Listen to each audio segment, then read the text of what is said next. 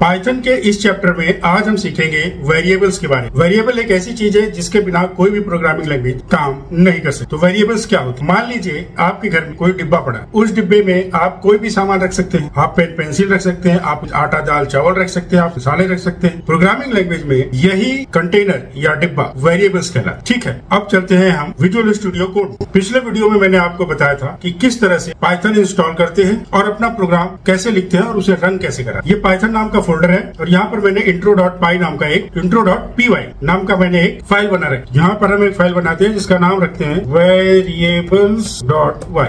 ये हमने एक फाइल बना लिया। अब जैसा कि मैंने आपको बताया कि वेरिएबल्स एक कंटेनर होता है जिसमें हम कोई वैल्यू रखते। तो जैसे मान लीजिए यहाँ पर मैंने एक ले लिया x इक्वल टू 10। अब यहाँ पर x की वैल्यू 10 होगी, यानी मैंने यहाँ पर क्या किया है, मैंने x नाम का एक कंटेनर लिया है, उसमें ये 10 एक वैल्यू स्टोर कराई। और ये जो इक्वल टू आप देख रहे हैं ये कहलाता है असाइनमेंट ऑपरेटर। ऑपरेटर्स के बारे में हम आगे पढ़े। तो इसको रन करा के देख लेते हैं कि x की वैल्यू कितनी है। चलिए पहले इसको रन कराने से पहले इसको प्रिंट करना पड़ेगा। तो प्रिंट x, ठीक है। अब यहाँ पर आते हैं पाइथन variables.py। हमने सेव नहीं किया था, सेव कर लिया। अब दोबारा से हम इसको रन करा।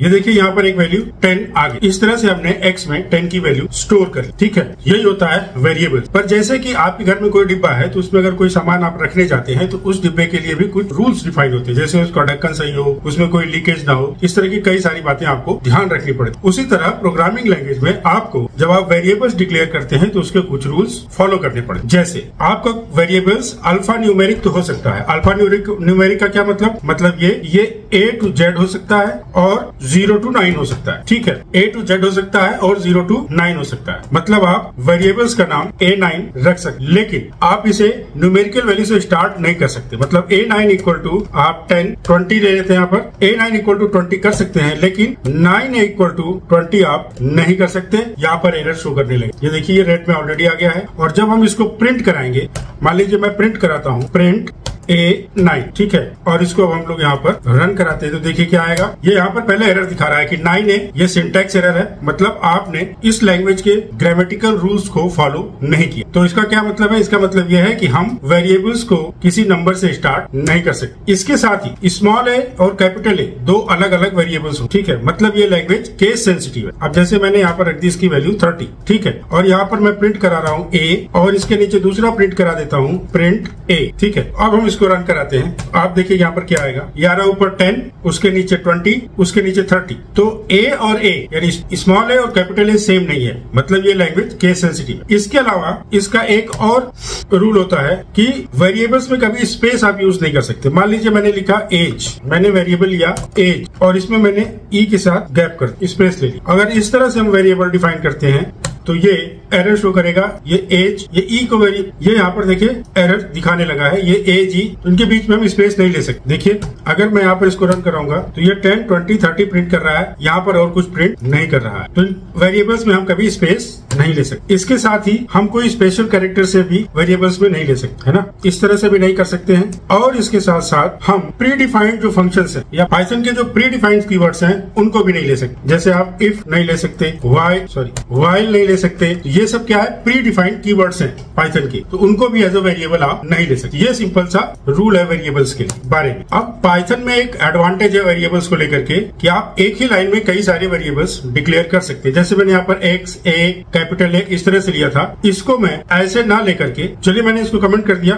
अब देखिए इसको अगर मुझे एक ही लाइन में लिखना है तो कैसे, एक ही लाइन में सारे वेरिएबल्स को हम कैसे डिक्लेयर कर सकते हैं? तो x comma a comma capital A is equal to, अब मैं एक्स की वैल्यू बदल देता हूँ। यहाँ पर लिख देता हूँ 30, वाई की ए की स्मॉल ए की वैल्यू मैं यहाँ पर कॉमा लगा के कर देता हूँ 10 और कैपिटल ए की वैल्यू मैं यहाँ पर कर देता हूँ 20। ठीक है, अब हम इसको प्रिंट कराते हैं। पहले अलग अलग करा के बताता हूँ मैं आपको। ये प्रिंट कराया मैंने एक्स, फिर इसके बाद मैंने प्रिंट कराया स्मॉल ए, फिर प्रिंट कराया कैपिटल ए। ठीक, सेव कर लिया। अब इसको रन कराते हैं। देखिए यहाँ पर क्या आता है, प्रिंट की स्पेलिंग गलत होगी यहाँ पर, PRIN, सॉरी। अब हम इसको देखिए रन कराते हैं। यहाँ पे क्या आ गया, 30 10 और 20, 30 10 और 20। ऐसा नहीं है, इसको एक ही लाइन में हम प्रिंट करा सकते हैं। कैसे? Print x comma a comma capital ए। ठीक, अब देखिए हम इसको यहाँ पर रन कराते हैं। कैसे आएगा?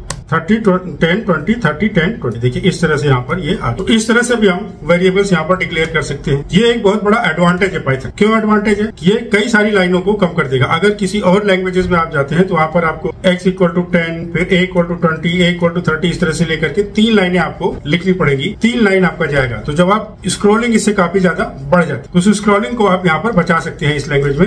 x equal to a equal to x a 30 10 20, इस तरह से एक ही लाइन में आप यहाँ पर लिख सकते हैं। अगर आपको एक ही वैल्यू मल्टीपल्स वेरिएबल्स में असाइन करनी, ऐसे में आप क्या करेंगे, x equal to small a equal to capital A equal to 100, और अब हम इसको प्रिंट करा दें। सॉरी, यहाँ पर इक्वल टू रहेगा। अब हम इसको प्रिंट करा दें। प्रिंट कराएंगे तो क्या आएगा, x comma a comma capital A, और जब हम इसको प्रिंट कराते हैं तो देखिए क्या आएगा, यहाँ क्या 100 100 100, यानी तीनों की वैल्यू आ। तो मल्टीपल वेरिएबल्स में सेम वैल्यू भी आप इस तरह से असाइन कर सकते हैं। मल्टीपल वेरिएबल्स को आप एक साथ इस तरह से यहाँ पर डिक्लेयर कर सकते हैं। तो ये एक छोटा सा एडवांटेज है पाइथन का। अभी हमने वेरिएबल्स ही पढ़ना शुरू किया और हमको एक एडवांटेजेस इसके मिलने शुरू हो गए पाइथन से। इसलिए कह रहा हूँ पाइथन बहुत ही इंटरेस्टिंग लैंग्वेज है, इजी है सीखने में और बहुत ज्यादा जगह पे यूज भी हो। अब एक चीज और है कि अगर आपको थोड़ा सा ध्यान रखना चाहिए कि वेरिएबल्स कुछ इस तरह से डिफाइन करना चाहिए जिससे पता लग सके कि इसमें कौन सी वैल्यू स्टोर की है। अब आपने लिख दिया जैसे a इक्वल टू दीपक। अब इसको मैं डबल कोट्स में लिख रहा हूँ। आप पूछेंगे डबल कोट्स में क्यों लिख रहे हैं, क्योंकि ये स्ट्रिंग है, इसका डेटा टाइप स्ट्रिंग है इसलिए। तो डेटा टाइप परेशान मत होइए, डेटा टाइप हम लोग अगले चैप्टर में पढ़ेंगे। तो यहाँ पर जैसे मान लीजिए a ले लिया मैंने एक वेरिएबल, इसमें लिख दिया,